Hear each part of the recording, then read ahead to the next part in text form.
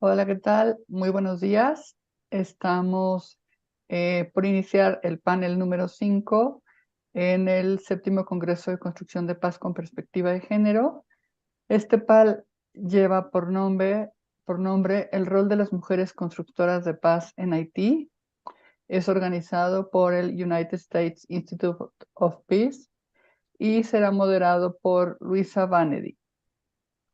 Luisa es epidemióloga social y candidata a doctora en Ciencias de la Salud Pública en la Universidad de Washington en San Luis. Su investigación, estudios y trabajo político aplican métodos y estrategias de epidemiología social para enfrentar problemas complejos de salud global, incluyendo la violencia por razón de género, la salud mental y enfermedades infecciosas en entornos frágiles. Desde 2017, Luisa ha sido una colaboradora principal en un proyecto internacional que tiene como objetivo entender el impacto de las operaciones de mantenimiento de paz de las Naciones Unidas en la explotación y abuso sexual en Haití y en la República Democrática del Congo. Bienvenida, Luisa, bienvenidas todas las panelistas y adelante. Good morning, everyone. It's a pleasure to be here with all of you. We are here to talk about the role of women peace builders in Haiti. And we are so lucky to have three amazing women leaders that have been imagining and implementing initiatives to center the voices of youth and women in Haiti. So I will begin by introducing each of the panelists, and we are very lucky and fortunate to be learning from them today.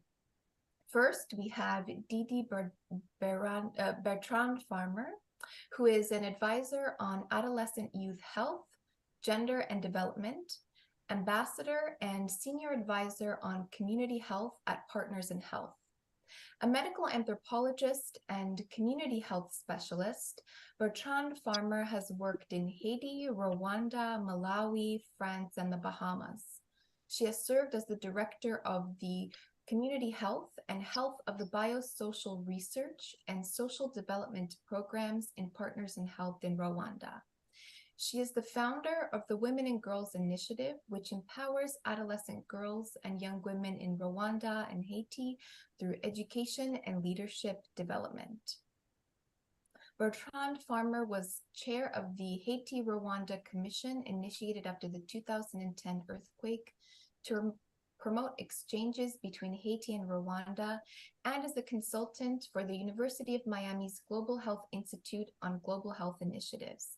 Welcome, Didi. We are very happy to have you here. Next, I will introduce Pascal Solange, who is a grassroots feminist organizer who is passionate about improving the lives of Haitian women and girls. With over 10 years of experience, Pascal's advocacy work exists at the intersection of feminist movement building, reproductive justice, ending violence against women, and the effective participation of women in public affairs, and globally promoting a feminist society. She is a founding member and general coordinator of the feminist organization Neige Mahon, one of Haiti's most active feminist organizations, fighting for the rights of women and girls. She co-founded in 2018 the collective of committed citizens No Pap Domi for social justice against corruption and impunity from the mobilization movement against corruption Petro-Carib Challenge. She has a finance degree and diploma in gender and development obtained in Belgium. She also has a certificate in human rights education from Canada. She now works for a nonprofit organization in New York, Diaspora Community Services, where she engages, provides community-based supports and linkages to Haitian migrants. She was a member of cabinet for the Minister of Women Affairs and Women's Rights in Haiti.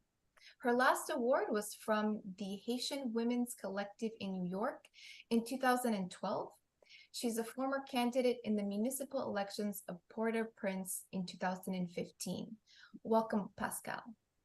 Pleasure. Lastly, our last panelist is Madeleine Avignon, who is a co-founder and community director for communities organizing for Haitian engagement and development. Born and raised in southern Haiti, she has worked over the past 17 years engaging in rural communities and supporting them in consciousness-raising approaches that help challenge their self-image from powerless beneficiaries to critically engaged citizens and change makers. This innovative and highly effective process puts these communities in charge of their future as they lead self-identified initiatives related to education, health and sanitation, agriculture, women's rights, and economic growth. Madeleine has been developing teaching modules for the Train the Trainer Community Engagement Catalyst program, which is a result of her participatory inquiry and action research with communities. Madeleine holds a master's degree in participation, power, and social change from the Institute Development Studies at the University of Sussex in Britain, and a bachelor's degree in nursing from the University of Minnesota. Welcome, Madeleine. Thank you. Nice to be here. So I'm very excited to engage you all in our conversation today. And I want to ask you, in all of your work, if you can draw on some of your examples, some of the cases that you've had, what is the situation of young people and youth in Haiti today? And, that can be from ages, 10 to 30. So, based on the organizations that you represent and the grassroots work, what can you tell us about the situation of young people and youth in Haiti? Pascal, why don't you start us off here and let us know about how you've been engaging these populations and what are your experiences? Okay, thank you so much, and thank you again for the invitation. And so, thank you for having this place to talk about the situation in Haiti, and especially the situation of the women and girls. Neges Mawa works in Haiti and 5 departments, actually. But since May 2022, we work actively in neighborhoods controlled by gang. By example, we work in Cité Soleil, La Saline, Saint-Martin, Bel Air, now in Savannette, Croix des Bouquets, and we will open soon a shelter for women and girls survivors of violence in Carrefour. So we have a big experiences about what happened now in the country and what the women and girls live daily in the country because of the political crisis, and the insecurity, actually, the violence and insecurity. And we give assistance to women and girls. And what we can see now in those communities is that, first of all, we have to say that the problem that we have today is a problem of governance. The insecurity, the problem of the gangs, the violence now is a consequence of the problem of governance. So we have to see the problem in this context, because for now, as you know, in Haiti, we don't have elected official at all, no parliament, no president. The president was murdered 2 years ago. We don't have people in power in this community. So we have no elected official in the country, only a de facto prime minister for 2 years now. That doesn't give any results to help the population since he was in power. So for now, we have to see, as women and as citizens, we have to consider the problem in the country as a governance problem. And in this governance problem, the women and the girls are not a priority, and the women and the girls are the first victims in this context, and victims because of the security crisis, but victims too of the economic crisis, the political crisis, and the social crisis too, because it's a multidimensional crisis in the country. First of all, we know that the priority is the security context now. So now what we can see in this country, especially in Port-au-Prince and other areas controlled by gangs, what we can see is gangs support by political actors, support by economic actors, and they arrive to control big part of the country. Actually, they control more than 80% of Port-au-Prince and more than 60% of the country. So with this control of areas and neighborhoods and part of the country, you have kidnappings, murders, but the first consequence for women and girls are rape, collective rape, individual rape, and they have to leave, to flee the neighborhood to find, they take or they hope, safer places to stay because they can stay in their homes, in their neighborhoods, because they have to face the violence every day because of the gang. And it's really concrete, actually. It's not only numbers, it's not only, what we can read in the news. It's by examples for Neges Marron. More than 1,500 women and girls we gave assistance for 1 year, by example. And most of the women are survivors of sexual violence. They have to be relocated in other areas, and they have to flee because they kill members of their family. They burn their homes and everything. And sometimes, most of the times, they lose every economic activities. So they are more poor. And with this poverty, they are more vulnerable in those communities face to violence. And it's a direct consequence of the violence for the women and the girls. By example, for only August 2023, we have more than 1,900 people fleeing Carrefour because of conflict between gangs. So in 1,900 people fleeing a community, you find women, you find girls, you find babies, and sometimes they don't have another place to go. Sometimes they don't have, all the economic resources to go in another place and to be safe in those other places. And the situation, as we saw the situation in 2021, I think, when a lot of women and girls leave the Martissa to go, by example, to Centre Sportif de Carrefour because they have to flee this neighborhood because of the conflict between gangs. We have a lot of rape, collective rape and individual rape in the camp, in the Centre Sportif of Carrefour. So the women are not only victims in those communities, but when they find to find a place, when they try to find a place to be safe between of those conflicts, they are victims too in the camps, in the place where they find to go with their families and friends.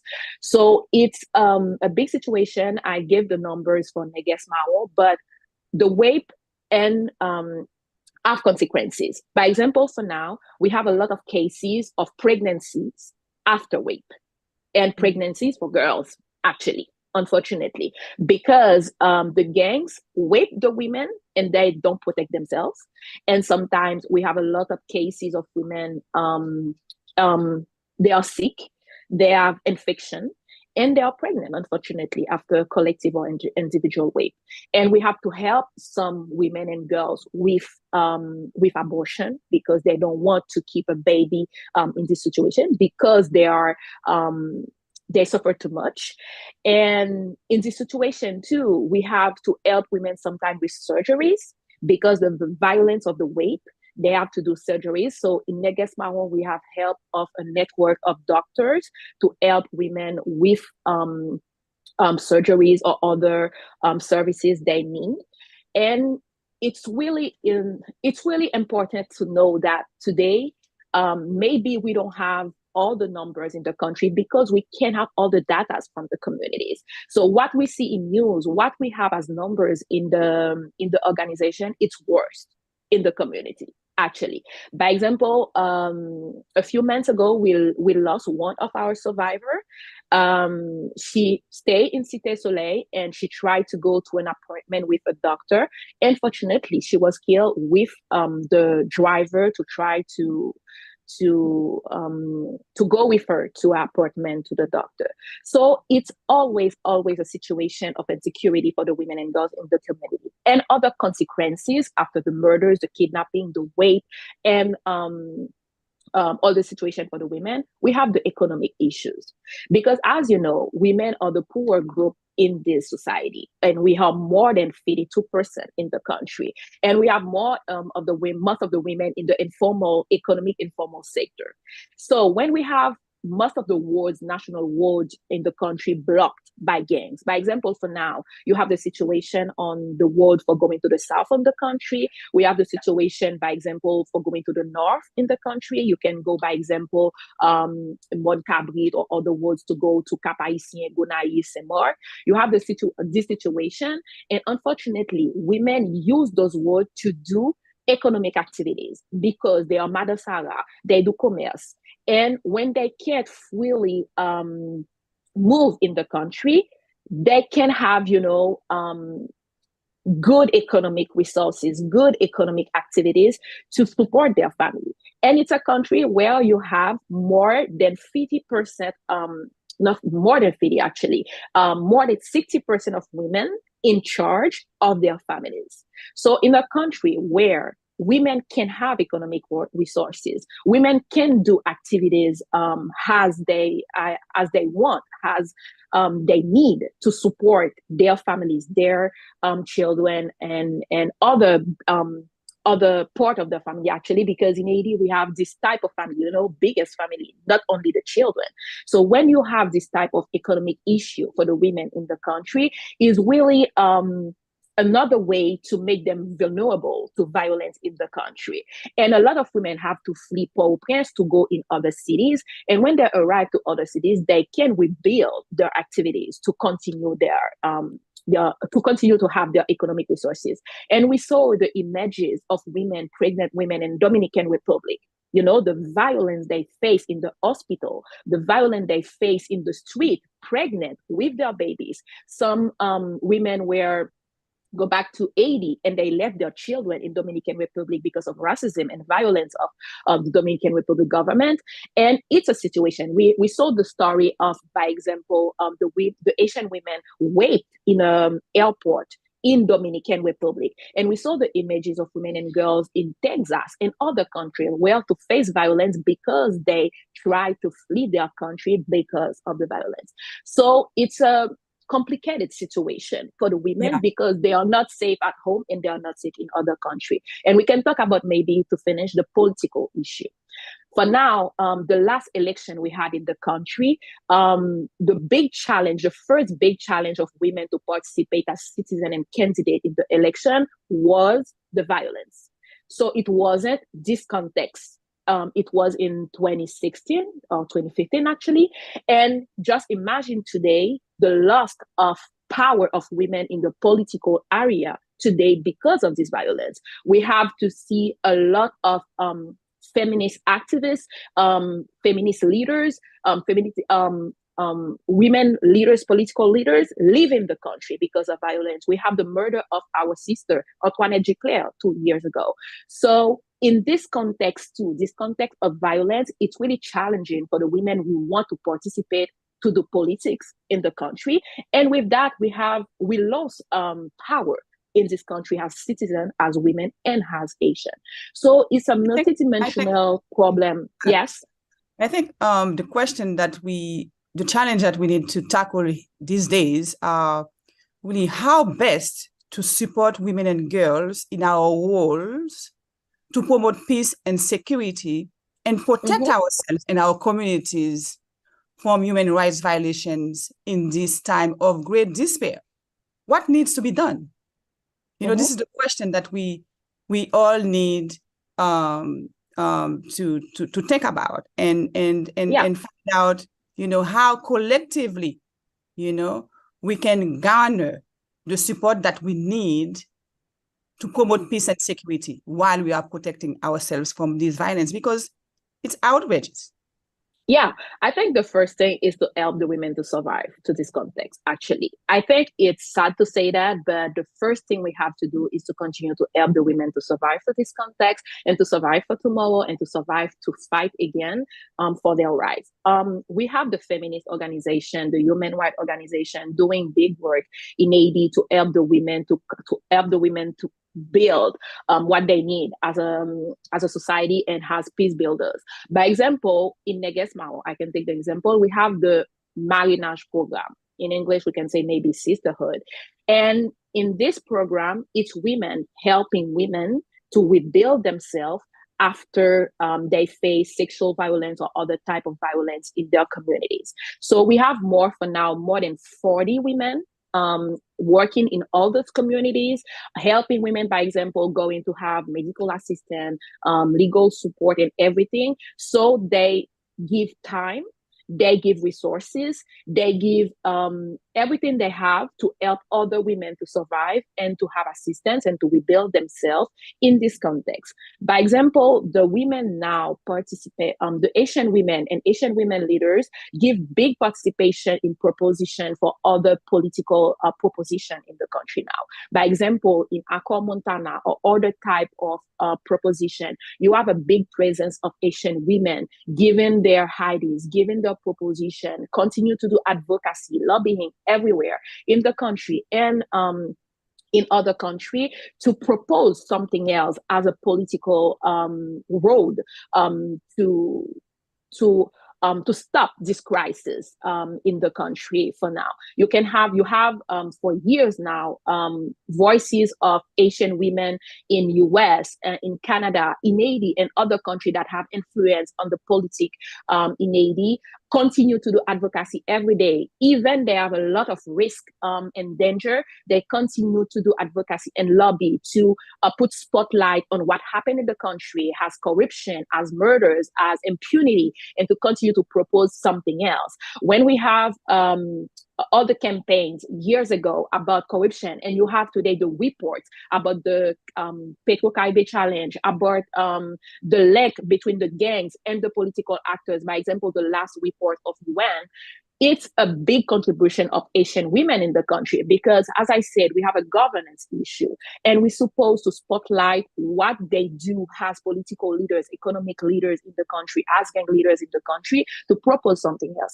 And today, women have a big place in this process in the country to give a real view of what happened in Haiti now and what happened years ago, to understand what is the situation in the country and to give proposition to what they need and what they ask as a society, and proposition not only having election like as we in this situation, not only having Ariel Henry as prime minister with all the power in the country, but they participate every day in building the peace, but in building to a proposition for another country every day. And the women in the communities, they continue their activities. When you go to other cities in the country, they continue to work in economy. They continue to work in health. They continue to work in all the areas where they can give as women and as professional help to continue to support those communities. So the women are not only victims or survivors in this context, but they continue to support those communities to keep them alive, and they continue to play their roles as citizens, as actors, as political actors, social actors, human rights activists, feminist activists. They continue to put their voice up to continue to talk about what happened in the country, because as you know, Haiti is not a priority in this international context for now. And if we are not in the table, we can't have, solution in those places where they continue to take decision for our country. And Asian women leaders continue to protest and continue to ask for their places, their voices to be heard, for giving their ideas and their proposition for another type of society for women and girls and for all Asians, actually. Pascal, thank you very much for that detailed overview of the direct consequences of this violence on women and girls, both in terms of internal and external displacement. I know Madeleine and Didi, you both have been doing some work on the ground to create spaces for empowerment and training. So could you speak to some of the community-based initiatives that you all have been leading, how they run, and what you've learned by doing this work? Madeleine, I'll go to you, and then if you want to give it over to Didi, and you all can build off of each other's work, because I think there's some similarities and synergies there. So Madeleine, over to you, please. Okay. Well, first of all, I wanted to thank IBO and USIP for your invitation and for Luisa for moderating this discussion. I also want to acknowledge my fellow panelists, Didi Bertrand and Pascal Solage, for their amazing work they're doing in the country. For me, I'm coming from a distant perspective. I'm kind of like a country girl. I work very remotely in the rural areas in southern Haiti in the mountains. So I appreciate Pascal um, uh, discussion on what's going on in Port-au-Prince and in some areas in the country. But for me, I'm very remote, and I work with marginalized Haitian citizens that are not part of, the that feel excluded from within. In Haiti, we have this Creole word called monadeo, meaning outsiders. And when I was doing my action research with some of these communities, that's the way they see themselves, as outsiders. And when they describe what kind of citizens they are and they practice citizenship, they don't see their relationship with the state at all. And they have an horizontal view of citizenship, so where they practice it within themselves. For them, like a citizen, it's somebody in the community that they can go to for advice when they have death or when they have a health issue, somebody that can keep their papers. So these are the people that they identify as citizen. So it's something that it's a Republican civic way of citizenship. That's what they practice, because they feel that the state is practically absent unless they come during election to get their votes and promise them that they can make the ocean arrive at the mountain. But after that, they don't see them. And so for me, I can give for my discussion and for my 19 years of experience working with these communities, it's the issue that we have in Port-au-Prince. It's an overcrowded city where everybody in the countryside wants to go to Port-au-Prince to find work. Everything is in Port-au-Prince. So it's an overly crowded. So when we went to work with these communities, we wanted to say, what can we create together? What can they do as a community so they can appreciate what they have and appreciate who they are as a people and as citizens? And then what can they do so they don't have to go to Port-au-Prince and they can, build up their livelihood where they are? So I remember our first community meeting. The first question was, what can you come to do for us? And because they see me as somebody that got educated in the US, I came back to Haiti. So meaning that I have all the answers and all the stuff all the needs that they have, so I can help them realize them. But when my answer to them was nothing, I said, I don't do projects. I don't do anything. I don't have money for anything. So it's kind of like, but what I can do, I can work as a catalyst alongside of you while you try to change the situation that you're in right now. And amazingly, they said, well, can you show us? But imagine it was a community with one high schooler, and he was 27 years old when he was in 12th grade. And all the rest, there was a handful of families that sent their kids to school, and they were in grade school, and some in 7th and 8th grade. So these young people, when we're talking about young people, and they were key assets of the community, because we trained them to run meetings, prepare agendas, and as we accompany the community to build trust with one another, dig into the factors, the norms that keep them in poverty, and recognize them and name them. And so for them to really just imagine, when you live in poverty and every day you're trying to survive, it's hard to imagine something differently. But we allow them, we do activities so they can really critically imagine something else, away from the poverty, and consciously and critically analyze their situation and try to change that. And fast forward, now this community is really alive.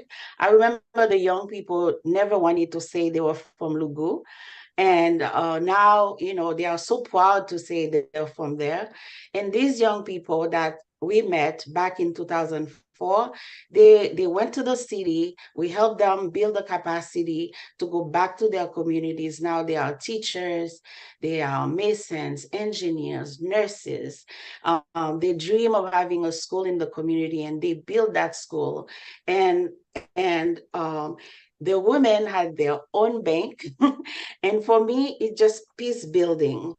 When you can create an environment for people to live and creating livelihood, for communities to recognize they have assets, they have the knowledge, they have the know-how. The thing is, this kind of engagement take time. And I think that that's what people don't have. Because when you've been excluded and stigmatized by your own country, and you're not being recognized, and it's just like they internalize all the stigmatization and all of that. And it takes time for them to know that, oh my gosh, we have knowledge. Oh my gosh, we can plan this. Oh my gosh, we have it within ourselves. We have assets. I'll give you an example. There's a group of women that sent us a letter saying that, can you start a microcredit program with us? And we have no money. We met with them. We said, we don't have any money. Why don't you start it yourselves? They said, we don't have any either. And we were just like, well, what do you have in the community? And they start naming, we have rivers, we have trees. And we said, well, why don't you bring some rocks in the next meeting? Bring some rocks from the river. And then so they all bring rocks, and then there's a pile of rocks in the middle of the meeting. And then at the end of the meeting, we were just like, what if these rocks were changed, just quarters, and next meeting, they start bringing some quarters, they go down, we call it. And then next meeting, they start bringing money, and they see the pile starting to grow, and they arrive at $35 US. And they give it to one woman, they say, hey, go invest that. And fast forward, they're like in 14 years in existence right now, 500 members, $30,000 in their portfolio. Their highest loan is $1,500. And this is a very remote little community. They have their own building. They use the interest to send 2 young people to learn bank tellers. And so these young women now, they're running the bank. Now, they have 8 surrounding communities part of the membership. And now the 14 communities who are involved, they want to have their own bank. They want to do the same, because that they could not imagine a small communities like that can accomplish something like that. So it's just like, I feel that the problems we have now in Port-au-Prince is just that, those communities, they are being forgotten, and they are not part of the process. So if we can build up the countryside, which is about 59% of the country, we can decentralize. And the question that you asked, Didi, I would like for you to talk about that a little bit. I'm not the moderator, but I really like the question you asked. It's how can we create peace, and then how can we as women and as we work on that together? What can be done? So I'm passing the baton to you, so you can continue that conversation. Thank you so much, Madeleine. Thank you. Good morning, everyone. First of all, I would like to thank the organizers of this conference for the opportunity to join in this discussion on really such a timely and challenging topic, for Haiti, but also for the world at large. Yes, Madeleine. So as I said, I feel that the challenge that we need to tackle here is really how best to support us, how best to support women and girls in this world to promote peace and security.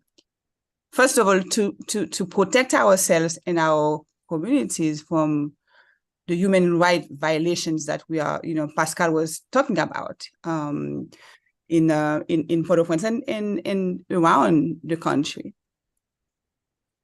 So in my context of WGI, the Women and Girls Initiative, so who are we? We are mostly a gender, equity, and justice organization committed to social protection, leadership development, and empowerment of the most marginalized and vulnerable population of adolescent girls and young women.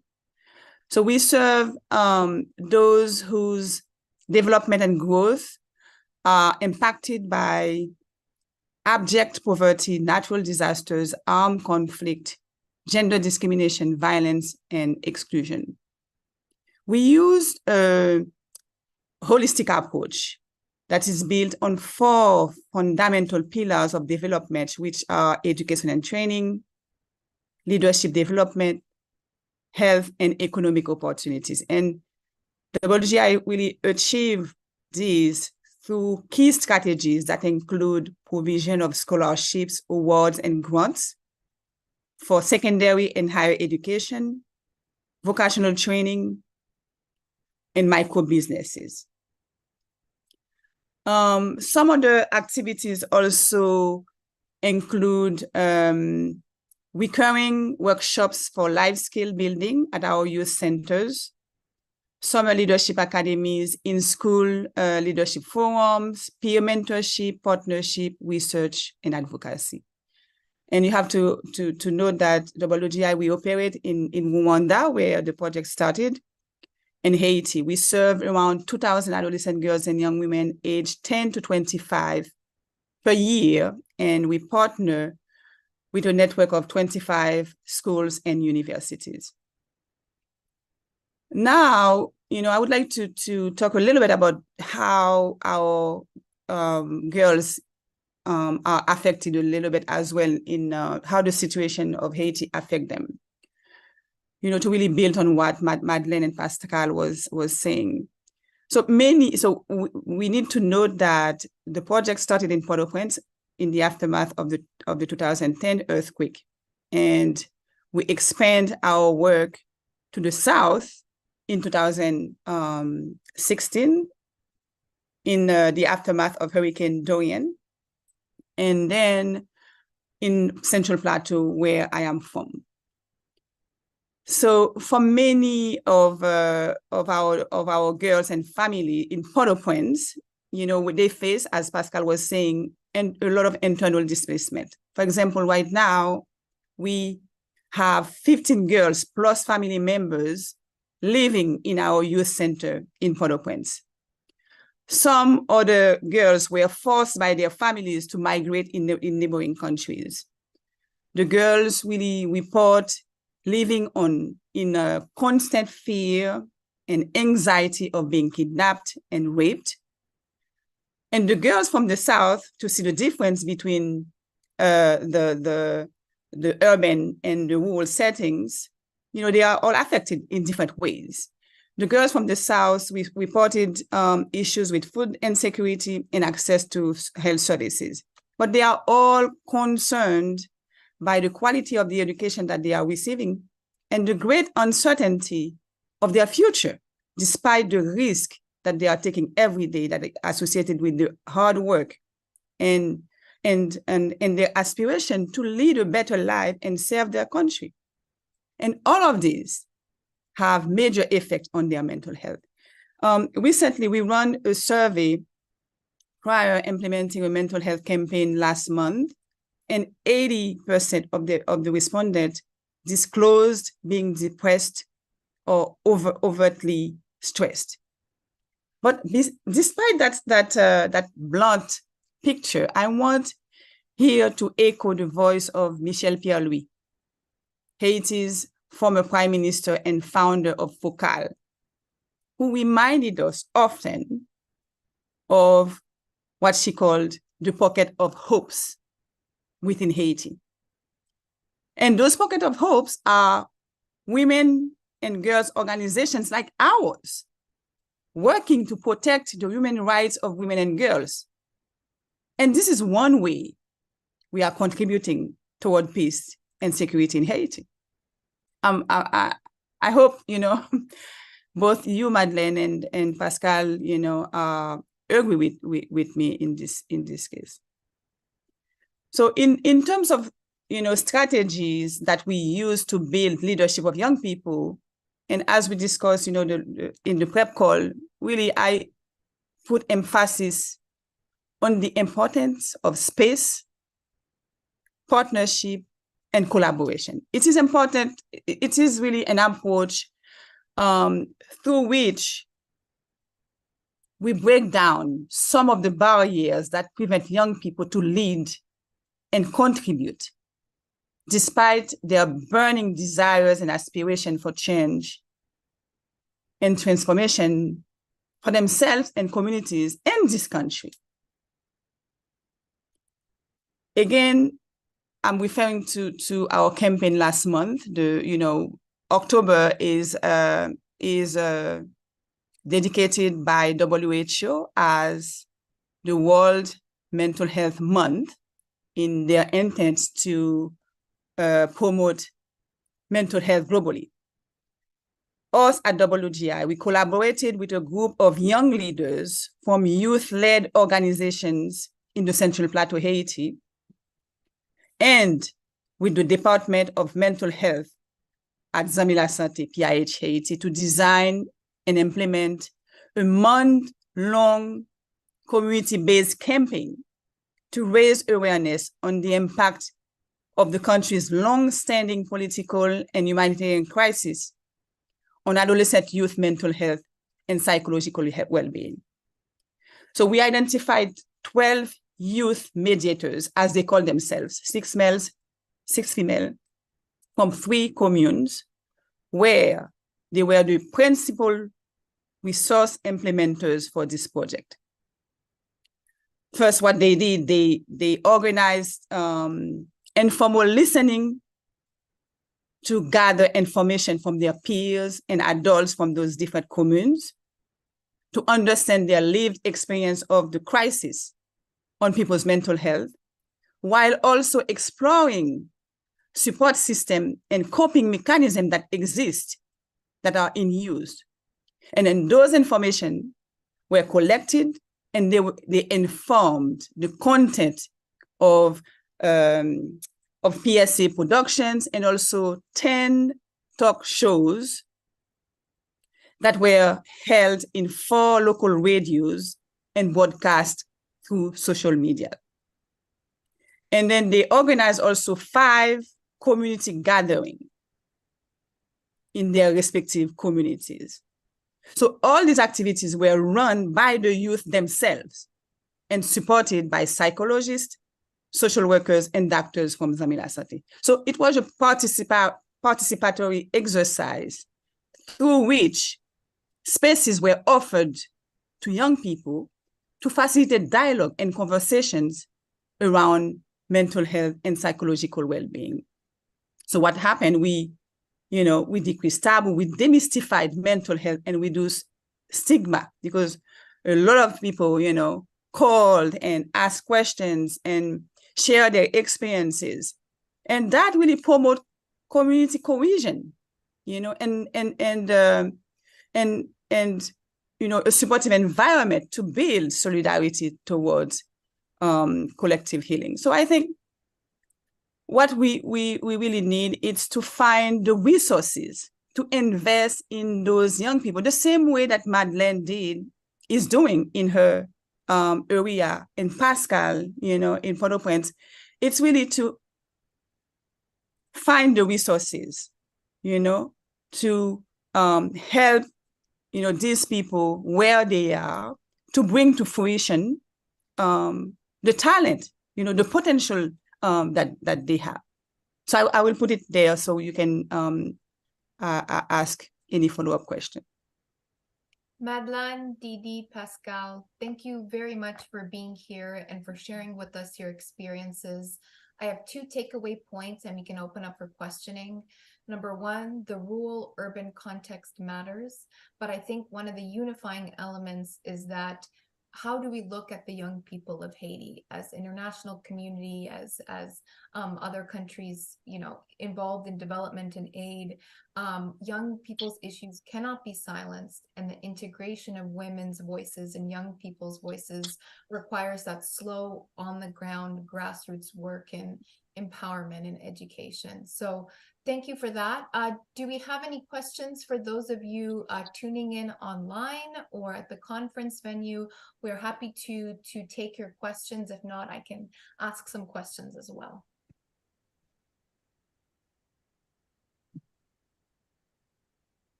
Let's see in YouTube.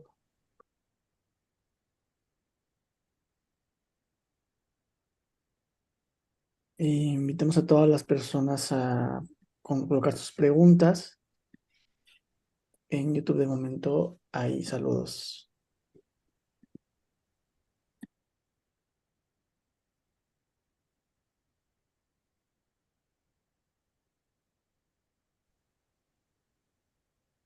Sí, son saludos. No sé, las personas que están aquí.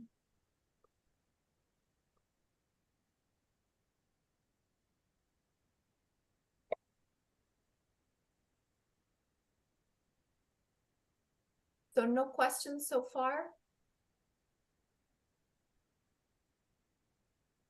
I think no. That's Oh. okay. We can continue. And if questions come on, just flag them to me. I wanted to ask each of you, Madeleine, Didi, Pascal, to kind of close our discussion here today and maybe identify some other synergies or commonalities between your work. When we think about all of the interventions in Haiti internationally over many, many decades, what do you think the international community is missing? What is something that is overlooked that you see essential to the work of advancing the voices and the safety of women and young people in Haiti?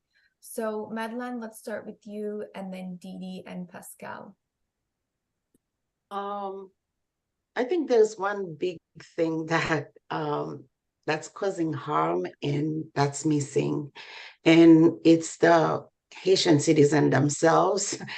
Allow them to lead, understanding they have the knowledge and the capacity to change their own situation. If a very remote rural area where 99% of the people do not know how to read and have no formal education can change their communities.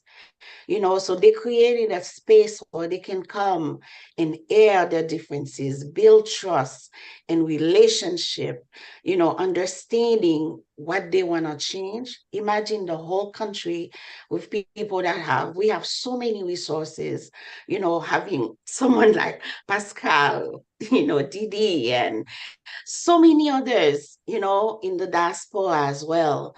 And I think that if the country, if the Haitian citizen, if we have time to create that space, you know, to really dig and decolonize our own mind, because we come to believe that, you know, hey, you know, the international community, you know, can do it. But we need to do it. We need to have the space to do it.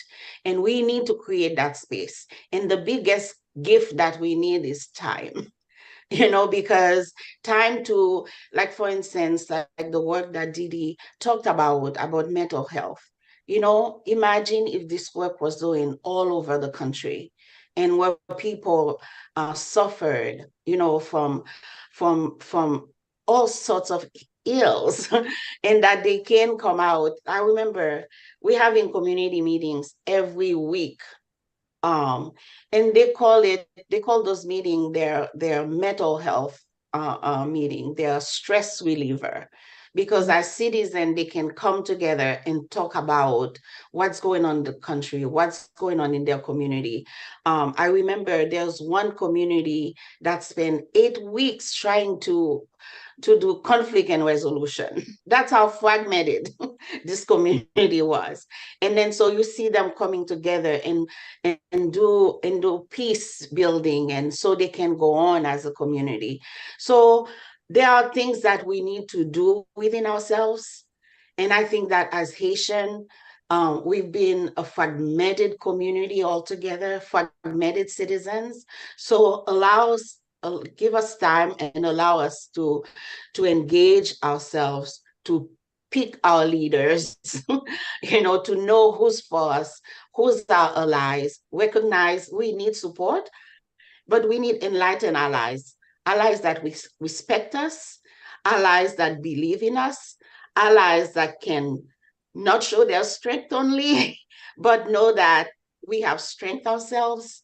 And I think that believe in us and listen to what we have to say. And it's so imagine that I come to your house, you have an issue, and then I said, well, I'm going to do this for you. No, if I respect you, I would say, do you need help? How can I help you? And what do you need most? And how can I support you? That's respect. So we don't come with our strength and say, hey, I'm going to take over and push you in the corner. And then so I'm going to do this for you because I know what you need best. So I think it's about time that Haitian citizens, we know who we are and we have the capacity to change what we need to change.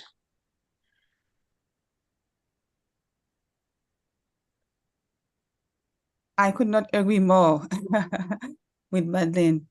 Yeah, because, young people is the solution to Haiti's problem. They need to be given the chance to lead. It's about time, for them to be seen as partners, rather than a population that need to be controlled. Thank you. And Pascal, you have the final word here before we wrap up, please. Yes, I think I will talk about maybe other aspects of issue that we can have with the international community. I think Madeleine is totally right about they have to listen. They have to listen, Asians, and find the right solution with the Asian. As people working in nonprofit, as people working with the civil society, as people working with the communities, we see often that the international community, the international organization coming in our country with, made solution and thinking it will work for Haiti. Unfortunately, we know our country, we have the knowledge, we have everything, we have every tools to help to build the right solution for our country. And sometimes we are not agree with the solution that the international community want to impose to our country, and they have to listen. And as I said, we have to see this problem as a governance issue. And unfortunately, since the earthquake in 2010, the feminist organization gave the example about denouncing the solution imported by the international community to resolve, by example, the problem. We can see what happened more than 10 years after. We have a lot of money coming in the country after the earthquake. We have the solution. We have other institutions giving a lot of money, coming with what they think will be the best for the country after the earthquake. And in 2021, by example, we have an earthquake in the south, and it was worse. If we can see, the victims and the work that they do after the earthquake in 2021. And we talk about it too for the political areas to the international community. Unfortunately, in Haiti, the international community gives big support to corrupted elected people to corrupted and violent government. And when the population asks for change, when they give their ideas, when they give proposition for change in the country, unfortunately, the international community that have a big influence in the country don't listen. The communities don't listen, the population, and other things. We can have a lot of money, but we're supposed to have the work in the communities of women and girls and youth, as Didi said, because the future of this country is the women, then girls, and the youth people. As you can see in the country now, we have a big migration. People going to US, to Chile, to Mexico, to Nicaragua now, to Dominican Republic, because they have to flee the country. So we have to work with this new generation to have another society, and we have to put everything we have as resources, everything we have as civil society to build a generation for the change we want to see in this country. And the international community have to be a partner, not the people that decide for the country. We can decide for ourselves. We need to decide for ourselves, and the international community have to support what we need as solution for our country, and respect our sovereignty as people, as country, and continue to support us as a partner they say they are. So as citizen is the country, as women citizen actually is the country, it's really violent sometimes when we can see what they impose to us as a country, and unfortunately after that they can see the result. For now, by example, there is this big conversation about the military intervention in the country, and as a feminist, I continue to work today with the victims, with the survivors of the last intervention in the country, Minister by example. But if you go to see the history about the military intervention in the country, you can see the result of each military intervention in the country. So I'm a feminist, and I'm a citizen, and I work with women and girls. So I have to tell this part of the story, telling that today the solution for this country is not a military intervention, it's a governance solution. So we have to think differently from 20 years ago, 10 years ago, to find the best solution for the population. Because the solution sometimes it's for the government, the solution how for the economic actors, the solution how for the political actors, but we don't have solution for the population. So we have to think in this aspect, what is the best for the communities, for the population, for the citizens, for the women and girls, for the youth people. So I hope that in the future, the international community will listen carefully what we have to do, what we have to say in the country, and to support us, to help us to build a better society, a better country, and a better future for Haiti. Well, everyone, we are at time. I wanted to raise a round of applause for Didi Bertrand Farmer, Madeleine Avignon, and Pascal Solange for being with us, for sharing with us your critical reflections, and for doing the slow and important work of building a generation. So thank you for that, and thank you all for tuning in and listening to these women leaders and peace builders in their communities. Thank you. Thank you to you. Thanks, everyone. Thank you so much. Thank you. Bye-bye now. Bye-bye.